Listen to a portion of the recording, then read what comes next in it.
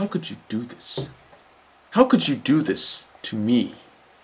Do you not understand the amount of disappointment that me and everybody else who saw this must have felt? I mean, it never stops raining in New York City. You got Puff Daddy and Jimmy Page ruining a classic song. We were promised something great, and we were all let down. Are you just gonna sit there, or are you gonna just give me a fucking answer? That's the kind of response that I would expect from a fucking tuna-eating dinosaur who gets his ass handed to him by the military. Now, I'm gonna go over there, and I'm gonna review this movie and discuss it. And I want you to think about what you did. Because when I finish, I'm coming back here, and we're gonna discuss that, what you have done. You got that? Good!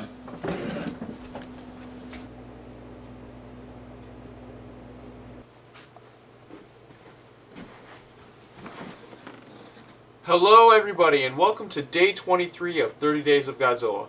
Unfortunately today I have to talk about the 1998 American travesty that was Godzilla. It was directed by Roland Emmerich, and yeah, it sucks. As far as this movie goes, every diehard Godzilla fan knows that this movie, it's a disappointment. Frankly, I mean, it's so unsettling. It's a bad taste that so many people have just been wanting to get over for years, but for some reason they just can't. Now, to further help add fuel to the fire in terms of why this is a disappointment, and as a fan, I want to take you back to when this movie first came out. A little bit of a history thing, put you in the mindset to further add to the sheer amount of disgust that was displayed on the faces of everybody who saw this piece of shit. It was the year 1998, and I was 4 years old. I had been watching Godzilla movies for 2 years up until this point. It was honestly my favorite thing in the world. Needless to say, hearing about a Godzilla movie in theaters was just what I wanted to see. But unfortunately, I was still very little at the time, so there was no way I was being dragged to the movie theater to go see this. My parents probably wouldn't have taken me, so I had to wait to see this thing on home video. The sheer marketing for this movie was everywhere. There were signs saying his foot is as big as this bus, there were toys, a Game Boy Color game, and I'll always remember the Taco Bell commercials.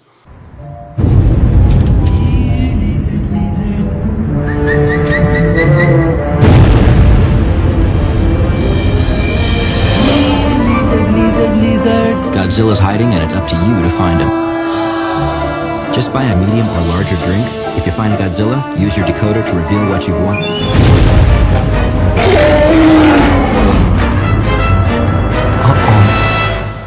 I think I need a bigger box.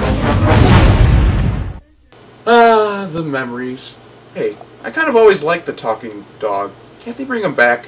Then my parents bought the movie on VHS, and I finally got to watch it. So my anticipation kept building. You can imagine this, someone at 4 years old who's absolutely going apeshit over Godzilla finally gets to see the movie, and honestly, I was bored. Yeah, it didn't keep me entertained at all throughout, like, the whole movie, and for a 4-year-old to not be entertained by a giant monster movie, that's just sad. I looked at the movie and I honestly never understood why they called it Godzilla. The monster doesn't look like Godzilla. I know what Godzilla looks like. That is not Godzilla. In fact, Toho officially renamed the monster in this movie Zilla and made it canon with the real Godzilla films. In fact, Zilla appears in Final Wars, and he gets his ass kicked in literally like 20 seconds by the real Godzilla. It's justice that the fans deserved. So with Toho officially changing the character's name, it does in fact help the crappiness of the movie, because we now know that this isn't the real Godzilla. But at the same time, that was not the original intention. It was a way to help save face. This was meant to be Godzilla, and it absolutely failed. So with that being said, let's dive into this movie and see what went wrong with it. Everybody's taken their course of action on this film. Everybody's explained why it sucks. Godzilla fans, non-Godzilla fans, just movie fans in general. But this is a marathon, and I wanted to give my own interpretation of why this movie is disappointing to me. The movie stars Matthew Broderick and half the cast of The Simpsons. It begins with Zilla attacking a Pope because he can, and with that attack, the military calls in Matthew Broderick's character because he studies the effects of radiation on earthworms. So Broderick and the military, they track the traces of Zilla all the way up to when he finally attacks New York. And I don't know why he chooses New York, although it isn't the first time he attacked New York, because in the movie Destroy All Monsters, the real Godzilla actually does appear in New York City and mess shit up, let's just say. I mean, his first appearance is pretty decent. The CGI for today's standards is pretty bad, but for 1998, I guess it was considered good. But then after his attack, he just disappears. I mean, how the hell does a giant goddamn dinosaur just disappear in a city of 8 million people? Can't the military track him? Wouldn't somebody at least notice, look out their front window and be like, oh, it's just a giant dinosaur, honey. No big fucking deal. I mean, what the fuck is up with the people in this movie? Are they that incompetent?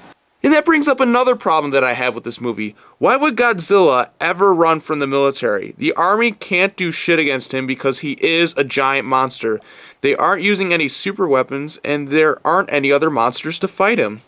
I mean, what the hell? Did any of the people who made this movie actually see a real Godzilla movie? So Zilla disappears and they can't find him. One of them thinks that he might be hiding in one of the buildings. How the fuck would a giant monster like that be able to fit in one of the buildings? Really? You're going there? I mean, the characters in this movie, it's just full of so many idiotic people. I mean, my favorite moment comes here is when Matthew Broderick says this, and I quote, "Unlike most places, this is a place where he can easily hide." That's right, you just heard that right. A city of 8 million people is a great place for a giant dinosaur to hide. Wow. So the military decides to use a lot of fish to lure Zilla into appearing. He finally does, but of course he runs away. Eventually, after he appears a second time, he enters the harbor, and after being hit by 2 torpedoes, he is seemingly killed. Really? 2 torpedoes? That shouldn't be enough to even make Godzilla look at you, let alone kill him. Everyone starts to celebrate, but Broderick finds out that Zilla is in fact pregnant. I don't think that a pregnancy test used on humans would work on a giant iguana, but he's convinced that they should at least try to be looking for the nest. However, he ends up getting kicked out of the military after his ex-girlfriend steals top-secret documents and leaks them to the public. Well, maybe next time you shouldn't label the tapes top secret, conveniently have them lying around for somebody like your ex-girlfriend to come in and just steal them. Really? Are you that fucking stupid? How the hell did she get clearance anyways to go back there? This is a top secret military thing. Good God almighty. Anyways, Broderick gets kicked out, his girlfriend acts like a whiny bitch, and then this French guy comes in because they want to look for the nest. Eventually, they are able to find the nest, which is full of hundreds of eggs, in Madison Square Garden. You mean to tell me that nobody noticed Zilla laying eggs in Madison Square Garden? This isn't just some standard fucking building. This is Madison Square Garden, one of the biggest arenas in the entire country. You mean somebody wouldn't notice? The janitor? Somebody walking by? I mean, good God almighty, it's so full of incompetence. Well, when they get there, the eggs start hatching, and I don't know about you people, but those creatures remind me of something. I can't quite put my finger on it, but I know that I have seen them before. I don't know what it is. Oh yeah, that's right. It's the fucking velociraptors from Jurassic Park. It's become clear to me that the people who made this movie owe way more to Jurassic Park than they do to Godzilla. Because this is becoming nothing but a Jurassic Park ripoff. Jurassic Park's a much better movie than this. Same with The Lost World, and even Jurassic Park 3. A whole hell of a lot better, and a lot more entertaining. But this is Godzilla. You shouldn't mimic Jurassic Park, you should mimic Godzilla. So they get chased around by the raptors and order the military to blow up Madison Square Garden. They eventually do manage to blow it up, and that seems like the ending of the movie, but then Zilla shows up. Wait a moment! You mean to tell me that the military didn't check to see whether this creature was still alive or not? They seemingly killed it with 2 torpedoes. That's right, 2 torpedoes was enough to kill Godzilla, and the military doesn't even, like, verify, like, well, we shot it. Hey, should we go check for a pulse? Nah, the thing's dead. What else could happen? I mean, really? Either that or it's another fucking Zilla, which might explain the pregnancy angle more. But then again, how do you lose track of 2 gigantic-ass fucking dinosaurs roaming around in New York City? I'm not even going to call it a kaiju. It's a fucking dinosaur from Jurassic Park. Fuck! So they get chased by the damn thing until it follows them to the Brooklyn Bridge, until the military manages to kill it with missiles. That's right, Godzilla gets shot down by planes. What a fucking joke. Then we get that moment where I guess we're supposed to feel sorry for it, but then everyone's like, oh well, it's dead. Then we get a setup to a sequel that never happened. Although we never got a sequel, thank God, we did get an animated series that sort of continued the story, kind of retelling things a little bit, but that was a whole hell of a lot better than the movie. It was more faithful to Godzilla than this piece of trash. Yeah, I actually kind of enjoyed the cartoon, because I'm like, okay, this is a cartoon. No big deal, and it's like, oh, monsters every week and that. That's what the movie should have been. But no, they fucked it up. They flat out fucked it up. I mean, as far as being a monster movie on its own, this one is just okay at best, and I'm saying at best. There's still a lot wrong with it. There's a ton of problems with this one, such as it's raining the entire movie, the human characters are bland, the movie is tough to sit through, the military is fucking stupid, it rips off Jurassic Park way more than necessary, and he gets killed with missiles. The biggest problem with this movie, however, is in its name, Godzilla. They catered more to the name and less to the actual character. If this would have been called anything else, then maybe it would have been better received. However, they called it Godzilla, and that was where the problem lied.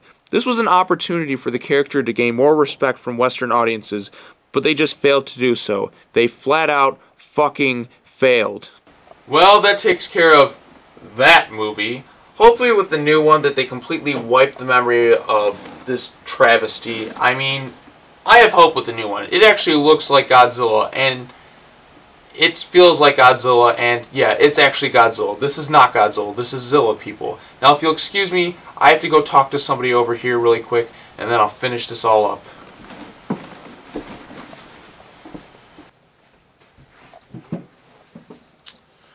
Well, have you thought about what you have done, and are you ready to apologize?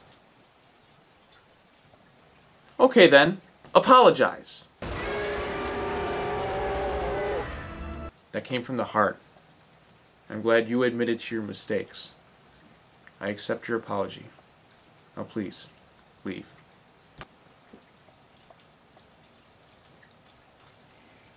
Well, you heard it here, people. Zilla officially apologized for Godzilla 1998.